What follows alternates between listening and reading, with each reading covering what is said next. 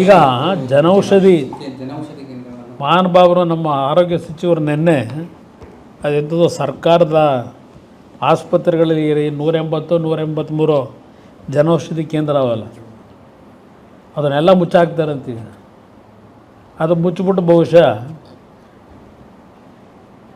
ಸಿದ್ದರಾಮಯ್ಯನವರ ಬ್ರ್ಯಾಂಡು ಏರಿಕೆ ಮಾಡ್ತಾರ ಪರ್ಸೆಂಟೇಜು.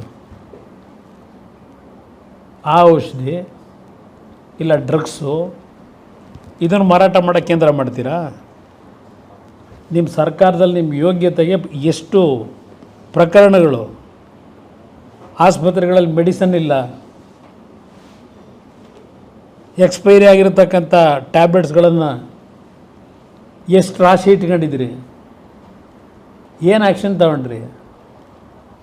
ಅಟ್ಲೀಸ್ಟ್ ಕೇಂದ್ರ ಸರ್ಕಾರ ಬಡವ್ರಿಗೆ ಅನುಕೂಲ ಆಗಲಿ ಅಂತೇಳಿ ಕಡಿಮೆ ದರದಲ್ಲಿ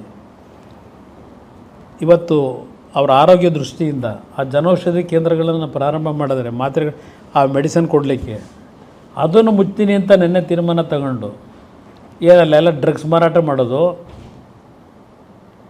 ನಿಮ್ಮ ಮದ್ಯಪಾನ ಮಾರಾಟ ಮಾಡೋ ಕೇಂದ್ರ ಮಾಡ್ತೀರಾ? ಈಗ ಅದೆಂಥದ್ದು CL7 ಅವಕ್ಕೂ ಜಾಗ ಬೇಕಲ್ಲ. ಈಗ 7.5 ಲಕ್ಷದಿಂದ 23 ಲಕ್ಷ ಮಾಡಿದ್ದೀರಲ್ಲ CL7ಗೆ, ಅದನ್ನೆಲ್ಲ CL7ಗೆ ಕನ್ವರ್ಟ್ ಮಾಡ್ತೀರಾ? ಬಾಡಿಗೆ ಕೊಟ್ಟು ಆ ಜಾಗಗಳನ್ನ. ನಾಚಿಕೆ ಆಗಬೇಕು ನಿಮಗೆ. ಎಷ್ಟು ಜನ ಸತ್ತರು ಆಸ್ಪತ್ರೆಗಳಲ್ಲಿ, ಹೆಣ್ಮಕ್ಳು ಹೆರಿಗೆ ಆಗಬೇಕಾದ್ರೆ. ನಿಮ್ಮ ಯೋಗ್ಯತೆ ನೆಟ್ಟಿಗೆ ಜನಕ್ಕೆ ಮಾತ್ರೆ ಕೊಡೋ ಯೋಗ್ಯತೆ ನಿಮ್ಮ ಆಸ್ಪತ್ರೆಗಳಲ್ಲಿ ಇಲ್ಲ, ಸಿಬ್ಬಂದಿಗಳಿಲ್ಲ. ತೆಗೀರಿ, ಲೆಕ್ಕ ತೆಗೀರಿ. ಎಷ್ಟು ಆಸ್ಪತ್ರೆಯಲ್ಲಿ ಇವತ್ತು ಸರಿಯಾದ ರೀತಿ ವೈದ್ಯರಿಟ್ಟಿದ್ದೀರಿ, ಸರಿಯಾದ ರೀತಿ ಸಿಬ್ಬಂದಿಗಳಿಗೆ ಎಷ್ಟು ಆಸ್ಪತ್ರೆಯಲ್ಲಿದ್ದಾವೆ? ಹೋಗೇನಾದ್ರು ನೋಡಿದ್ದೀರಾ?